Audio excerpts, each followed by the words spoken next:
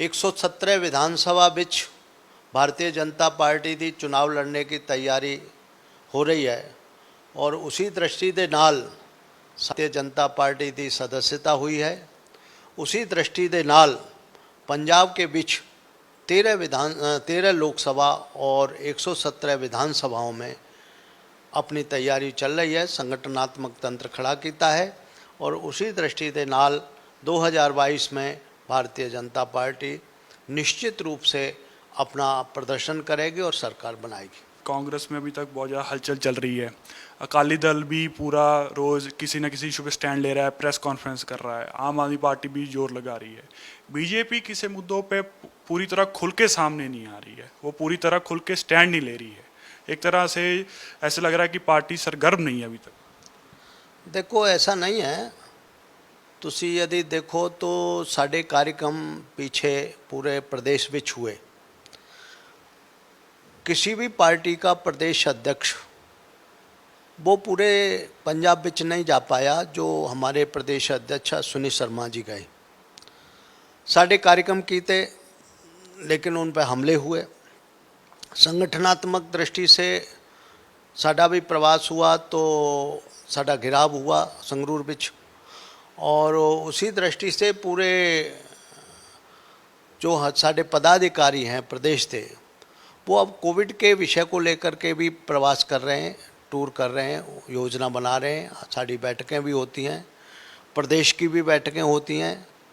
ये ठीक है कि लोकल बॉडी मिनिस्टर इलेक्शन के समय में जो कांग्रेस है इसने धक्का किया, लूटमार की थी, बूथ कैप्चरिंग की थी, और यहाँ तक कि कांग्रेसी गुंडे किसान का झंडा लेकर के और जगह जगह पर साढ़े पदाधिकारियों का, बीजेपी के लोगों को निकलने नहीं देना है, उनको नॉमिनेशन नहीं करने देना है, उनको चुनाव नहीं लड़ने देना है, इस तरीके की रणनीति बना करके पूरे प्रदेश में लूटमार की थी।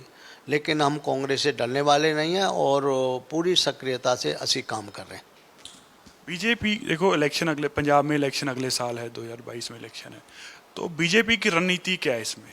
भारतीय जनता पार्टी कोई गली कूचों की पार्टी नहीं है, एक राष्ट्रीय पार्टी है और उसकी राष्ट्रीय रणनीति भी है और स्टेट की भी रणनीति है।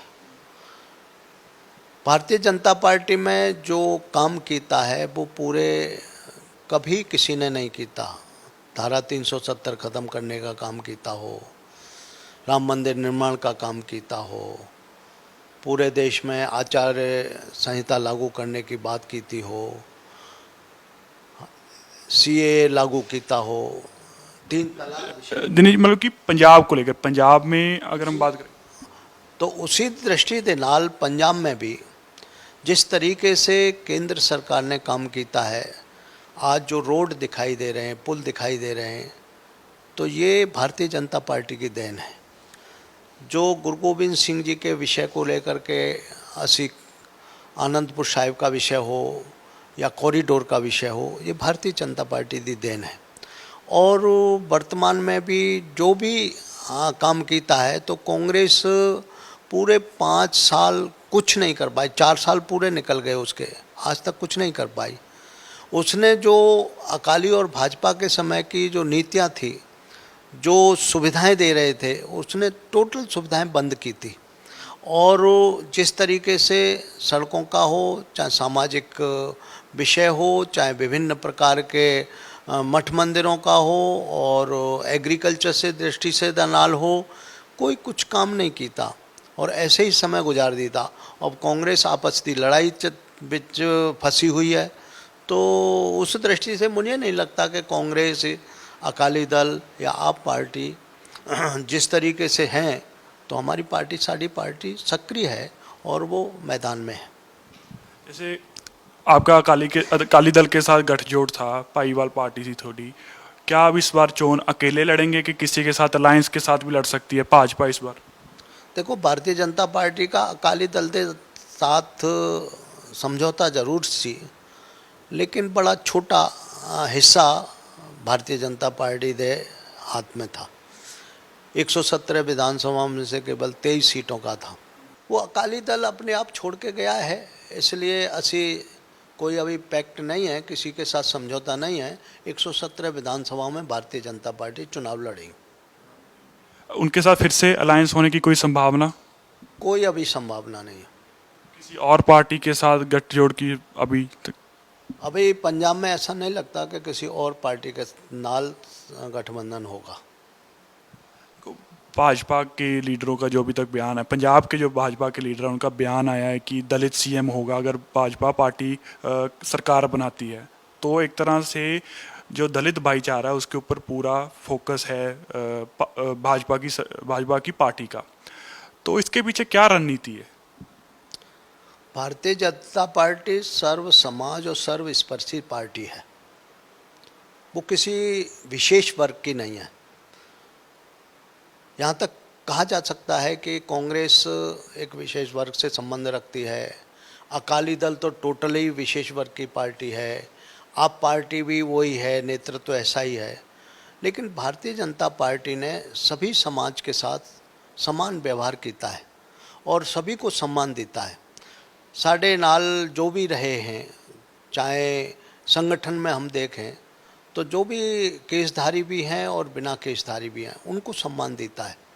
किसानों को भी सम्मान देता है, व्यापारियों को भी सम्मान देता है। ये ज़रूर है कि पंजाब के बीच 32% एससी समुदाय है, 42% ओबीसी समुदाय है।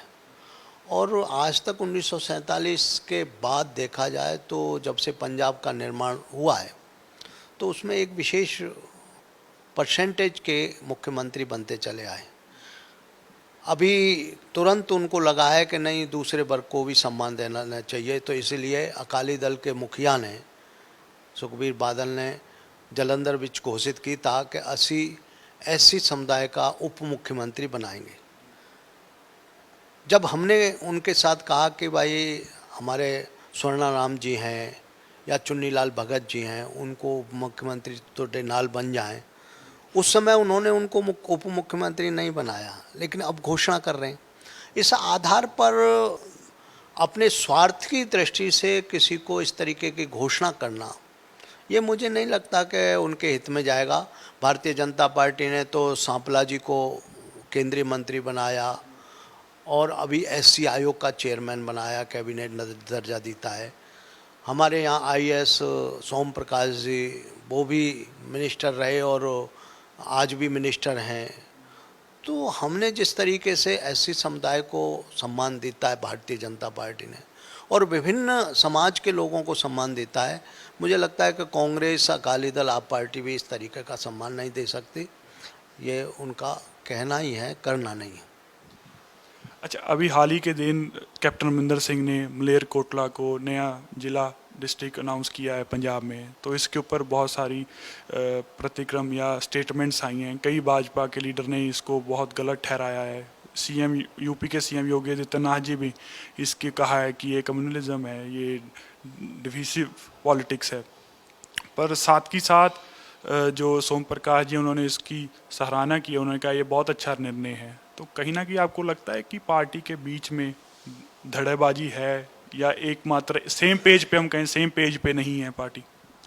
भारतीय जनता पार्टी कभी हमेशा से छोटे जिलों के पक्ष धर रही है, छोटी स्टेटों की पक्ष धर रही है। हमने स्टेट भी बनाई थी विकास की दृष्टि से, जिले भी बनते हैं तो निश्चित तौर पर विकास होता है। लेकिन जिस तरीके के नाल कैप्टन अमरिंदर सिंह ने जिस दिन के अंदर और उस जिले की घोषणा की है, वो खतरनाक विषय है।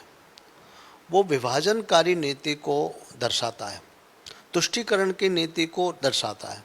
ईद वाले दिन और इस तरीके से मलेरकोटला को जिला घोषित करना, तो ये विशेष वर्ग का वोट लेने की खातिर 2022 में इस तरीके से किया है।